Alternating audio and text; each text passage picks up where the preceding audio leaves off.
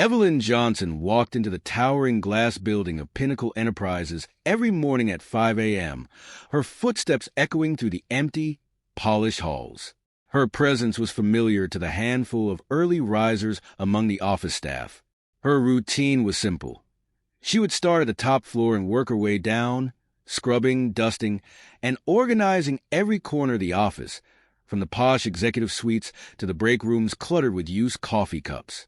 Evelyn had long ago accepted that, to most people here, she was just the cleaning lady in this building of power suits and sharp, determined glances. Evelyn blended into the background. To the executives, she was invisible. They would walk past her without so much as a nod or a good morning. For some, it went beyond neglect. Jonathan Kane, the CEO, was particularly notorious for his dismissive behavior toward Evelyn and the cleaning staff. Tall, brimming with charisma and ruthless in his ambitions, Jonathan treated her as a nuisance in his perfect, high-stakes world. One morning, as Evelyn was quietly cleaning a conference room, Jonathan stormed in, followed by a group of senior executives. His voice dripped with disdain as he saw her in the middle of her work. "Can you hurry up? We have an important meeting here," he snapped, barely looking at her. Evelyn lowered her head, accustomed to his rudeness, and quickly gathered her supplies, sidestepping to leave the room. But Jonathan wasn't done. As Evelyn was about to slip out, he called after her, adding a mocking comment loud enough for everyone to hear. "Maybe if you spent more time cleaning and less time daydreaming, this place would look better." The executives chuckled, nodding in agreement with their boss. This wasn't the first time Evelyn had been humiliated, but today's incident weighed more heavily on her. She wanted to scream, to tell Jonathan that he had no idea who she really was. She had done more for this company than he would ever realize. Beneath her worn cleaning uniform and quiet demeanor was a story no one here knew. 15 years earlier, Evelyn had met and married William Johnson, a businessman with a modest startup in tech. Together, they built the company from the ground up, eventually merging it into the conglomerate that Pinnacle Enterprises would become. When William fell ill and passed away, his stake in Pinnacle had been left entirely to Evelyn. She had stayed close to the company, even if only as a silent observer. It was her connection to William, her way of honoring the dream they had built together. When Pinnacle expanded, Evelyn chose to take a role far below her true position to watch over the company and the people in it. The board members and executives came and went over the years, each one ignorant of her role as the silent majority shareholder. She had maintained her position for so long, partially because she was curious to see how each generation of leadership would treat their employees. And in her quiet observations, she had come to realize just how ugly corporate culture could be. It hurt her to see the disconnect between the executive suite and the employees who kept the company running from behind the scenes. But Jonathan Kane was different. His arrogance and self-serving approach to leadership were insufferable. He was the first CEO who treated even his colleagues with disdain, valuing profits above everything else. Over the past few years, she watched him fire loyal employees without warning, cut benefits to increase the bottom line, and enforce impossible standards for those working under him. Jonathan had built a reputation as a powerhouse in the business world, but Evelyn knew the truth. He was an opportunist who saw people as disposable. Over time, Evelyn's silent presence and Jonathan's growing disregard for others built a tension in the company. The more she watched him undermine her company's original mission, the more she felt a need to step out of the shadows. She had a responsibility, not only as a shareholder, but as the widow of a man who had poured his heart into Pinnacle, to ensure it stayed true to its original values.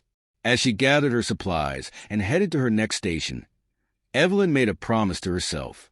She would allow herself to be invisible for a while longer, but not forever. Despite Jonathan Kane's confident exterior, Pinnacle Enterprises was in trouble.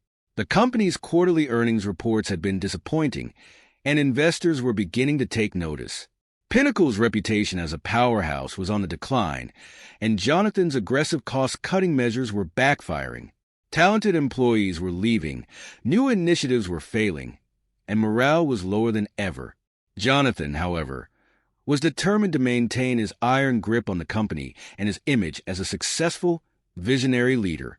He doubled down on his efforts, reassuring shareholders that he would turn things around. But behind closed doors, he was beginning to panic. One evening, after an exhausting day of meetings, Jonathan received an email that made his heart skip a beat. An anonymous shareholder, claiming to represent the majority stake in Pinnacle, had called for a private meeting with the board. The email was short but firm, demanding immediate action to address the company's sinking morale and toxic workplace culture. Jonathan's blood boiled as he read the accusations, the worst of which seemed to be directed at his leadership style. There was also a threat. If the board failed to address the concerns, this mysterious investor would take drastic action to save the company, no matter the cost. Jonathan dismissed the message as an empty threat from a disgruntled minor shareholder. After all, he was the CEO. Who would dare to challenge him? But his unease grew when he saw the recipient list of the email. Every board member had received it. As if on cue, his phone rang. It was one of the board members, Thomas Wright, who was known for his no-nonsense approach. "Jonathan, who is this anonymous majority shareholder? I've been on this board for years, and I've never heard of a single stakeholder having this much power," Thomas demanded. Jonathan tried to brush it off. "It's just someone trying to stir up trouble, Tom. Let's not give it more attention than it deserves. I'll handle it." But the board members weren't as confident. To Jonathan's surprise, they voted to invite this anonymous investor to the next board meeting to discuss their grievances. Jonathan was furious. How could the board doubt his ability to manage the company? But he was stuck. He had no choice but to comply. On the day of the meeting, the tension in the boardroom was palpable. The board members exchanged uneasy glances, unsure of what to expect. The investor representative, who went only by the initials JR, appeared on the video screen, obscured by shadows and a distorted voice. "Good afternoon, ladies and gentlemen," the voice greeted, calm but commanding. "I represent an investor who holds a controlling interest in Pinnacle. They've been monitoring the company's culture, growth, and leadership for years, and they are deeply concerned." Jonathan interrupted, his tone dripping with sarcasm. "And who exactly is this concerned investor? I don't remember inviting any ghost shareholders onto the board. Let's just say that they have been here far longer than you have, Mr. Kane," the representative replied coolly. "The fact that you don't know them is precisely the problem. You don't know the people who helped build this company." The board members were visibly shaken by the representative's words, and the silence in the room was deafening. The voice continued, laying out a list of conditions: a complete overhaul of the company's leadership style, increased transparency and respect for all employees, from executives to custodial staff. If these demands were not met, the investor would make their presence known in a way that would shake Pinnacle Enterprises to its core. Jonathan scoffed, dismissing the demands as absurd. "You don't scare me," he sneered. "I know how this business works. This is nothing more than an elaborate bluff." "Perhaps you should be scared," the representative replied, their voice turning icy. "After all, anyone who disrespects the people who hold this company together could easily lose everything." Before Jonathan could respond, the call abruptly ended. The silence in the boardroom was thick with tension, and Jonathan's mind raced. Who could this mysterious shareholder be? He was confident he knew every major investor. None of them would dare cross him like this. After the meeting, Jonathan began digging through the shareholder records, searching for any clue about this mystery investor. His search led him down a rabbit hole of shell companies and investment firms, but every lead came up empty. It was as if the shadowy investor was a ghost, hidden deep within the company's structure. He became consumed by paranoia, convinced that someone within Pinnacle was working against him. A few days later, Jonathan received another message from the anonymous investor, this time with an unexpected twist. It included a warning that Pinnacle's image would take an irreversible hit if the company's treatment of its lowest-paid workers didn't improve. Attached to the email was a photo, a picture of Evelyn Johnson, Pinnacle's unassuming cleaning lady, scrubbing the office floors. The email suggested that the company's treatment of Evelyn and other low-level employees would soon be made public if the culture wasn't reformed. The message left Jonathan in a cold sweat. He had always thought of people like Evelyn as inconsequential, replaceable. But now, he realized this was no idle threat. Someone out there knew far more than he was comfortable with and was using it as leverage against him. Jonathan couldn't shake the feeling that he was being watched. Over the following weeks, he began to notice subtle changes around the office. Evelyn, once invisible to him, seemed to linger in the halls, casting sidelong glances in his direction. Executives whispered about the silent investor, wondering if their own jobs were at risk. Every time he passed Evelyn, Jonathan couldn't help but feel a strange sense of unease, as if she knew something he didn't. His paranoia grew, and he found himself checking over his shoulder more often. Who was behind this mysterious investor, and what did they want? More importantly, how did Evelyn fit into all of this? Little did Jonathan know that Evelyn held all the answers, and soon she would reveal her true power. Evelyn's patience was wearing thin. The anonymous warnings hadn't shaken Jonathan's grip on the company as much as she'd hoped, and she realized that more drastic measures were necessary. Knowing the executive's deep-seated arrogance, Evelyn devised a character test, a final opportunity for each of them to prove whether they could recognize the value of every worker, regardless of status. She would test each executive, gathering the evidence she needed to make her case for a complete overhaul of Pinnacle's toxic culture. Evelyn sent a memo to the board members and senior executives, framed as a company-wide initiative to strengthen employee relations. Each executive was to spend one day working alongside a member of the custodial staff, shadowing them to learn firsthand about the inner workings of Pinnacle from a different perspective. It was simple on paper, but would reveal the heart of each person. Evelyn knew it would be uncomfortable, and that was precisely the point. Jonathan received the memo with disbelief and barely contained outrage. A waste of time, he muttered to himself, crumpling it into a ball and tossing it aside. Still, he couldn't ignore the directive entirely. The pressure from the shadowy investor had already put him on edge, and he didn't want to fan the flames. With a deep sigh, he begrudgingly agreed, telling himself it would be a day of supervising the janitorial staff rather than actually working alongside them. When the day arrived, Evelyn observed the reactions of each executive closely. Jonathan, as expected, did the bare minimum. He walked behind the custodial team without lifting a finger, barking orders and reminding them of their obligations to maintain his standards. When one of the janitors tried to explain his cleaning routine, Jonathan rolled his eyes, muttering something about menial tasks being a waste of his time. Most of the executives followed Jonathan's lead, treating the assignment with contempt. Some complained openly. A few outright refused, and others faked interest long enough to satisfy appearances before retreating to their offices. Only one board member, Emily Green, seemed to take the exercise seriously. A young and relatively new addition to the board, Emily had long been quietly critical of the corporate culture, but had never found a way to voice her concerns without risking her position. Evelyn noticed that Emily didn't just observe.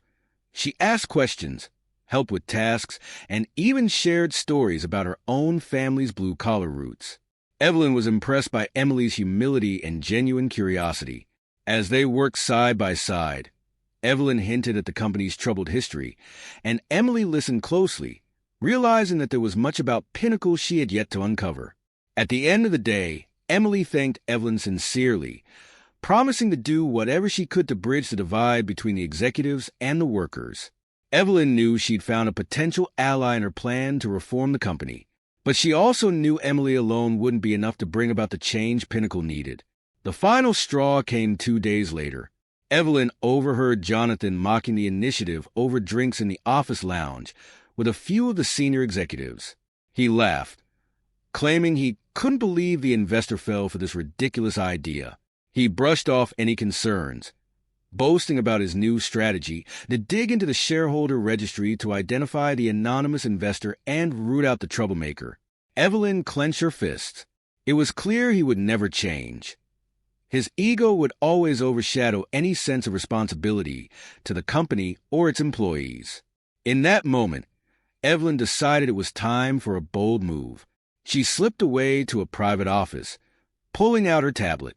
She composed a message from her anonymous account, addressed to the board and investors, exposing Jonathan's actions during the test and how he'd openly mocked the company's core values. She attached a detailed log of his behavior, and she didn't stop there. In the message, Evelyn announced a meeting to reveal the identity of the largest shareholder and hinted that new leadership would be taking charge soon. The message caused a sensation throughout the company. Speculation ran wild, and whispers filled every floor. Jonathan, now fearing he was on the verge of being exposed, scrambled to gain support from his remaining allies on the board. Desperation drove him to bribe several board members, promising them higher bonuses and stock options if they backed him in the upcoming shareholder meeting. But Evelyn had anticipated his move and had planted her own allies to monitor his every action. A few nights before the meeting, a shocking turn of events occurred. Jonathan's office was found ransacked, and a series of incriminating documents detailing his embezzlement of company funds were leaked to the board. The documents showed that Jonathan had been quietly diverting funds into a hidden account for years, all while cutting benefits and laying off employees. The board was livid. Jonathan was summoned to explain the allegations, but he claimed innocence, insisting it was all a setup. As he scrambled to clear his name, another piece of evidence surfaced, a recording of his conversation in the lounge, where he mocked the shareholder initiative and called the employees disposable. This recording was leaked anonymously, sparking outrage among employees and board members alike. Jonathan's allies on the board quickly distanced themselves from him, and by the time the shareholder meeting arrived, his support had dwindled to nearly nothing. As the executives and board members gathered, the tension in the room was thick. Jonathan was visibly agitated, his usually cool demeanor fractured. Finally, the room went silent as Evelyn, dressed in a business suit rather than her cleaning uniform, entered. She looked calm and resolute, her presence a quiet storm. The board members watched in stunned silence as she took her place at the head of the table.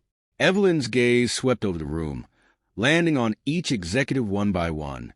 She took a deep breath and revealed her true identity as the largest shareholder of Pinnacle Enterprises. She outlined her years in the company, her reasons for staying hidden, and her disappointment in the leadership that had allowed such a toxic culture to thrive. Then, turning to Jonathan, she announced his immediate termination, citing his actions, the embezzlement, and his complete disregard for Pinnacle's values. The board, still in shock, quickly moved to a vote. With overwhelming support, Jonathan was removed as CEO on the spot.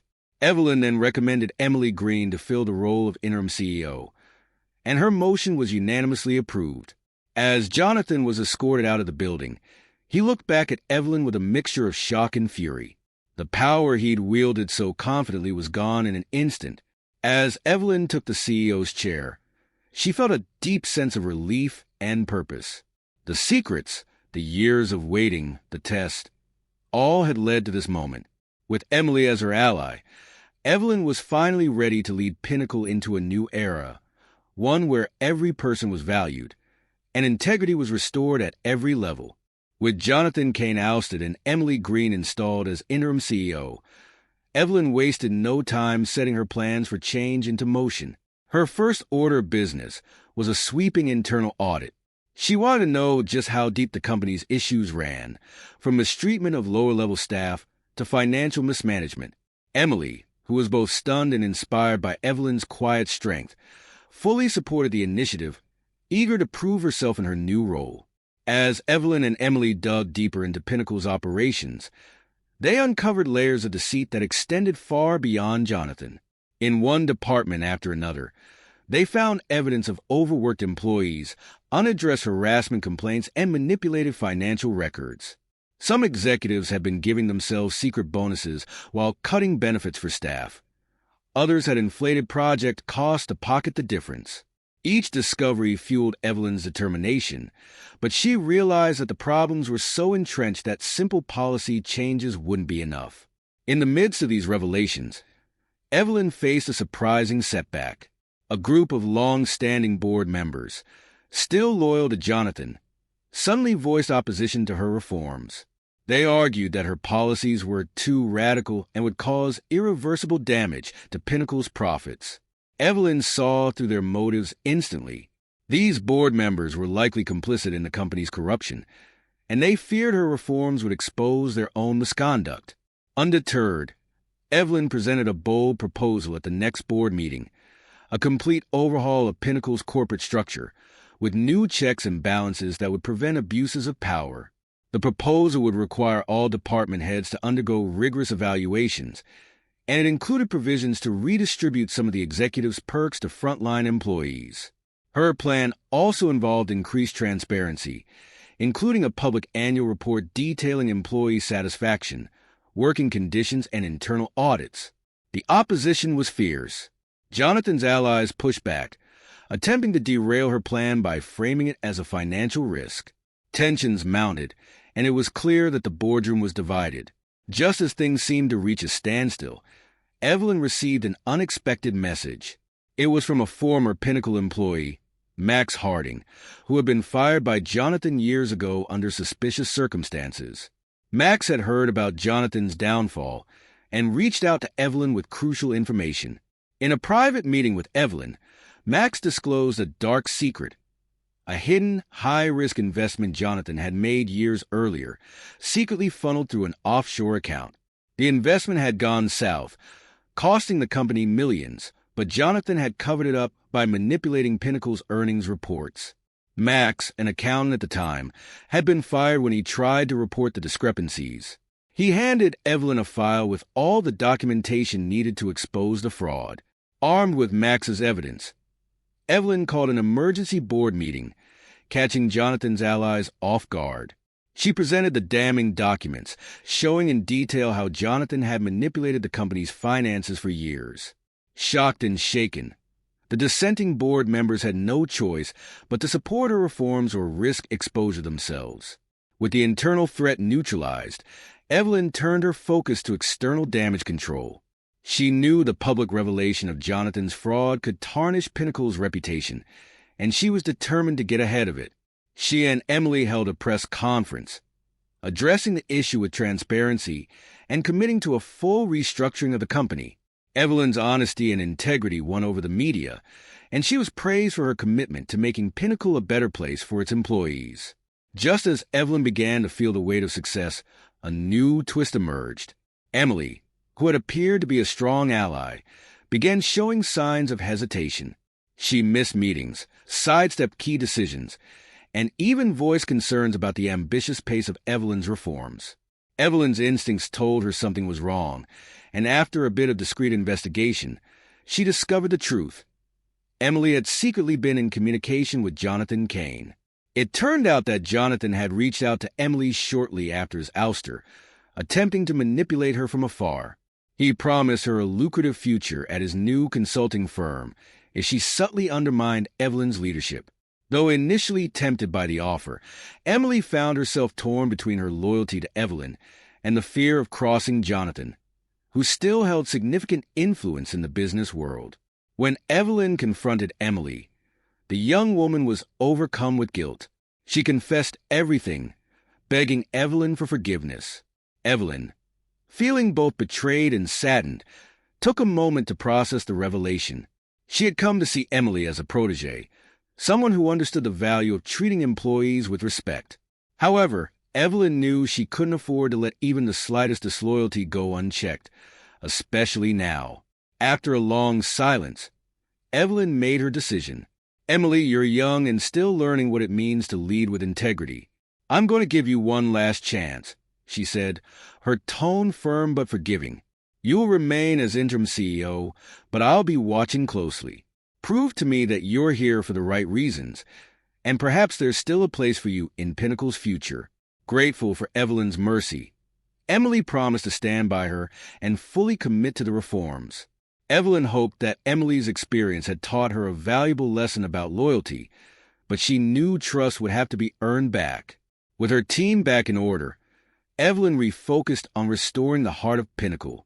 She implemented a new profit-sharing model for the employees, increased transparency with quarterly reports, and instituted regular meetings where employees could voice their concerns directly to the leadership team.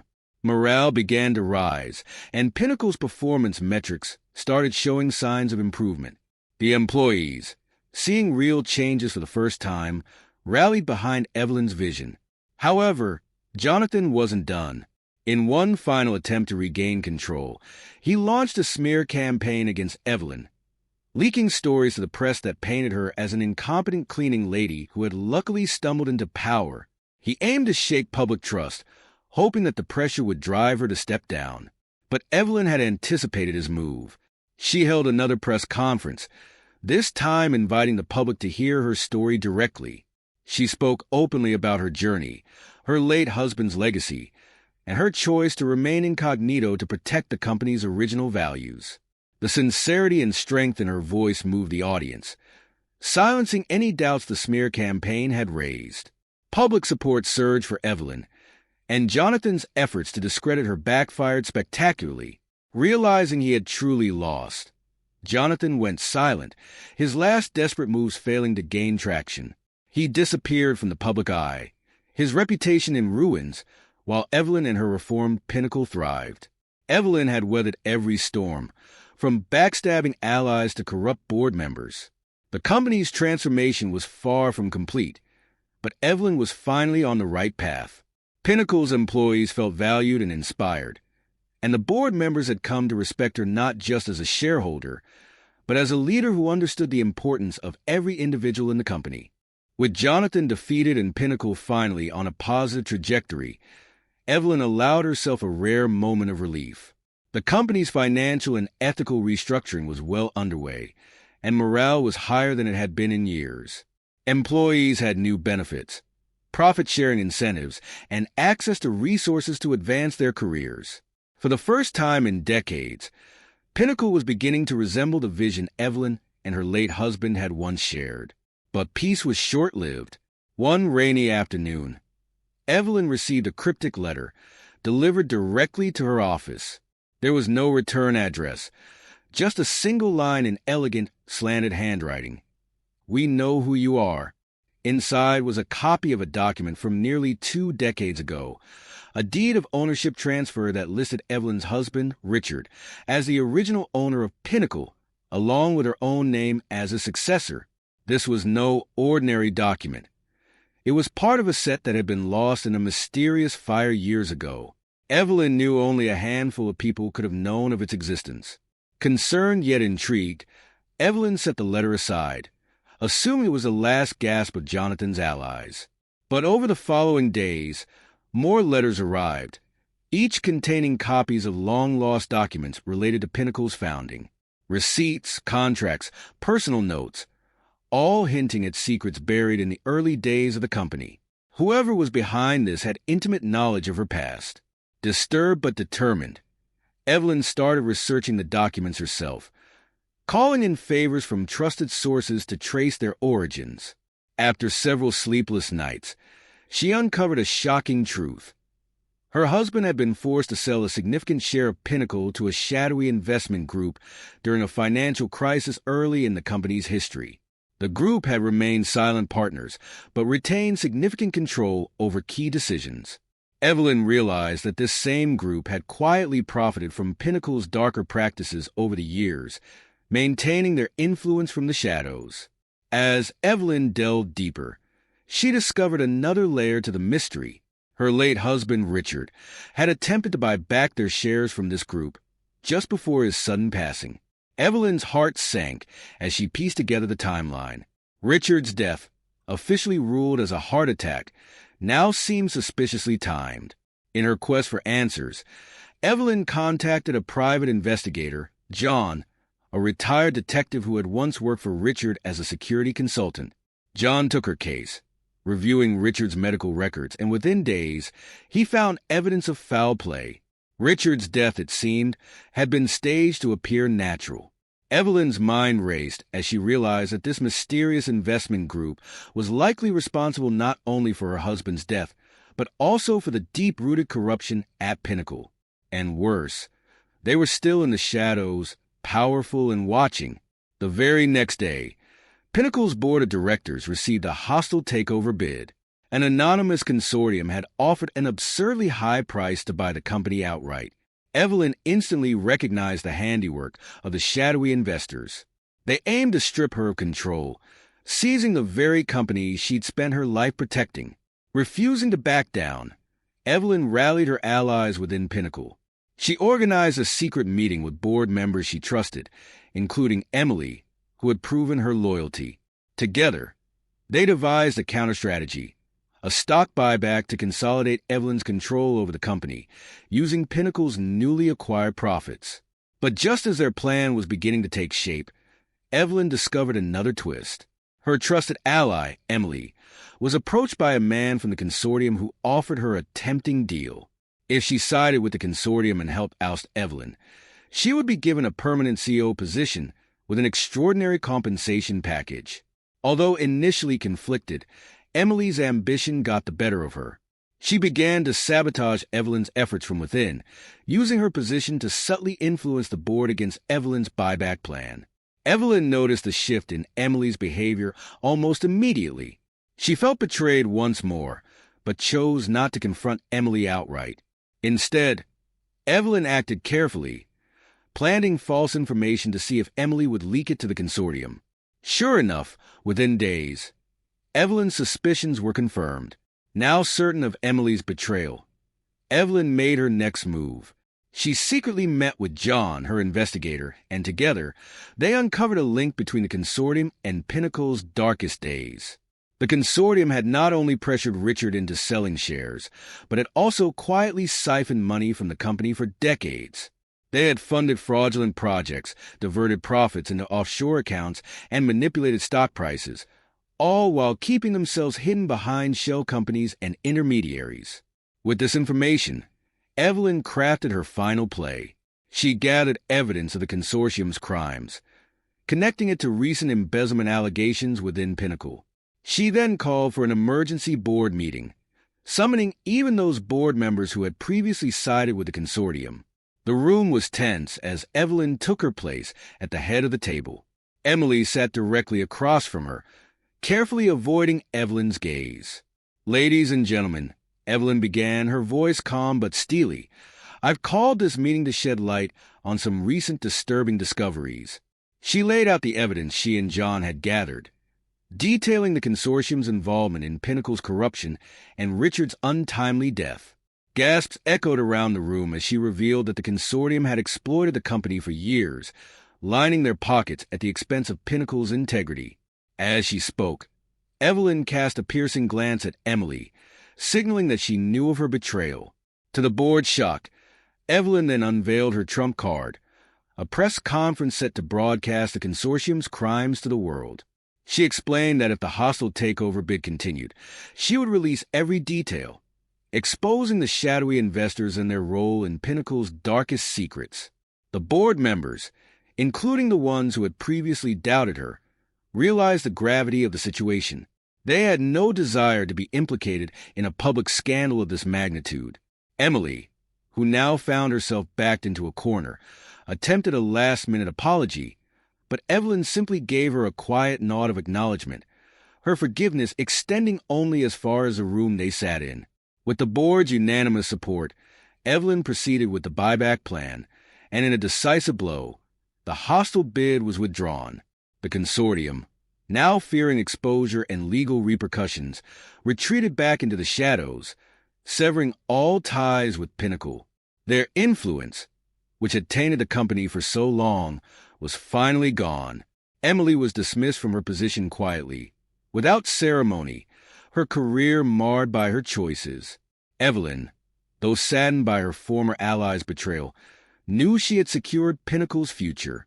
The company, for the first time since her husband's death, was entirely hers. Evelyn's victory was bittersweet, but it was victory nonetheless. She had reclaimed the company from those who had preyed on it and avenged her husband in the process. Pinnacle was now free from the shadows, and under Evelyn's leadership, It began to grow as a beacon of fairness and integrity, representing everything she and Richard had dreamed it could be. With the consortium defeated and Pinnacle's path cleared, Evelyn could finally focus on rebuilding the company with a clear conscience. News of the dramatic showdown spread, sparking intrigue and admiration from both the public and business world alike. Pinnacle had become a symbol of resilience, a place where an employee had risen to the top to reclaim her rightful legacy. However, for Evelyn, the journey was far from over. She knew her work wasn't complete. As the newly minted sole leader of Pinnacle Enterprises, Evelyn's first order of business was to fortify the company against any future threats. She called upon John, her trusted investigator, and a team of dedicated experts to establish an internal ethics committee. This new committee was tasked with ensuring that no one could exploit or abuse their position again, and Evelyn gave them free rein to investigate any department at any level. She also introduced a mentorship program designed for frontline workers, offering training and opportunities to advance within the company. Evelyn wanted her story to inspire others, to show that no matter one's position, hard work, loyalty, and integrity would be recognized and rewarded. Her goal was clear: to build a bridge from the ground up, creating opportunities for those who often went unnoticed. Despite these successes, Evelyn found herself haunted by her late husband's legacy and all they had built together. Richard had been her partner in every way, and though she had avenged his memory by taking down the consortium, the question lingered in her mind: had she truly done enough to honor him? She often spent long hours in her office, sifting through old photos, letters, and files from their early days, reliving memories of their dreams and plans for Pinnacle. One late evening, she came across a small, weathered journal belonging to Richard. Hidden among the pages of business notes and sketches of Pinnacle's early layouts was a letter addressed to her. Her hands trembled as she read his words, written in his careful, familiar handwriting.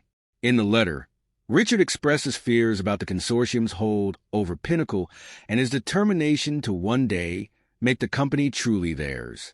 He also expressed his unshakable faith in Evelyn, writing, "If ever a day comes when I can't fight for us, I know you will. I built Pinnacle with you in mind because you are the strongest person I know." Tears filled Evelyn's eyes as she absorbed his words. Richard had foreseen the challenges she would face and had left this message as a reminder of his belief in her. She knew now, with renewed clarity, that her work at Pinnacle was both her duty and her legacy, just as much as it had been his. She felt a powerful sense of peace settle over her, as though Richard was with her, guiding her as he always had. With this newfound sense of purpose, Evelyn made a decision that would mark the next era of Pinnacle's history. She renamed the headquarters the Richard Johnson Memorial Building, a public dedication to his legacy. The name change was more than just a tribute. It was a commitment to transparency and honor, both values that Richard had held close. At the building's rededication ceremony, Evelyn gave a heartfelt speech, sharing her story with an audience of employees, media, and industry peers. She spoke of Richard's dreams, her rise from cleaning lady to CEO, and the long journey they had both taken to make Pinnacle a beacon of integrity and respect. Her speech moved the crowd deeply, and many were inspired by her story of perseverance and dedication. Evelyn's words were shared widely, sparking discussions across the industry about the importance of valuing all employees, from the mailroom to the boardroom. In the months that followed, Pinnacle flourished. Employees felt a renewed sense of pride, and the company became a sought-after place to work. Evelyn's reforms inspired other corporations to examine their own practices, and Pinnacle quickly gained a reputation as a pioneer of employee-centered corporate culture. Job applications surged, with people from all backgrounds eager to be part of the company's vision. Meanwhile, Evelyn's relationship with her staff deepened as she regularly visited each department, engaging in open conversations with everyone, from the janitors to the engineers. She listened intently to their ideas and concerns, encouraging them to contribute to Pinnacle's growth. This hands-on approach brought the company together, fostering a family-like atmosphere that was rare in the corporate world. One day, Evelyn noticed a young cleaning staff member named Rosa, a shy but diligent worker who reminded Evelyn of herself in her early years. Rosa had a keen eye for detail, and Evelyn often found her fixing minor issues around the office without being asked. One afternoon, Evelyn approached Rosa and struck up a conversation, asking her about her goals and dreams. Rosa hesitated at first, but with a gentle nudge from Evelyn, she confessed her aspirations to work in finance. She had taken night classes for months, hoping to someday transition into an office role. Inspired by Rosa's determination, Evelyn arranged for her to shadow Pinnacle's finance team. Within months, Rosa was promoted to an entry-level position in finance, a move that became emblematic of Pinnacle's new spirit. Evelyn's actions didn't go unnoticed. Pinnacle's story attracted the attention of journalists and activists alike, and it wasn't long before Evelyn was invited to speak at conferences and workshops. Her message was simple but powerful. Leadership is not just about profits, it's about people. She urged companies to value every worker and to look beyond titles and roles. Echoing the lessons she had learned during her journey, the consortium, disgraced and silent, slowly dissolved, unable to maintain their grip after the exposure of their unethical practices. Former members attempted to rebuild in different ventures, but their reputations had been irreparably damaged.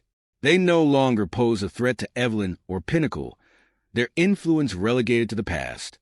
As Evelyn looked to the future, she began mentoring a new generation of leaders within Pinnacle, hoping to pass on her values and experience. Though she had reclaimed her husband's legacy and secured Pinnacle's future, she knew her story didn't end here. She envisioned a Pinnacle that would endure, carrying forward the values she had fought so hard to establish. One quiet evening, as she walked through the Richard Johnson Memorial Building, Evelyn felt a deep sense of fulfillment. Pinnacle was not just a company. It was a testament to resilience, a beacon of hope, and a symbol of justice. Evelyn had taken her place as its rightful leader, reclaiming her legacy and ensuring that it would continue to grow, thrive, and inspire others long after she was gone. And so, with her heart at peace and her mission complete, Evelyn had not only transformed Pinnacle Enterprises, but had also solidified her legacy as a leader who dared to defy the odds, inspiring countless others to believe in their worth and fight for their dreams. The world would remember Evelyn Johnson, not as a cleaning lady who rose to power, but as a visionary who redefined leadership for generations to come.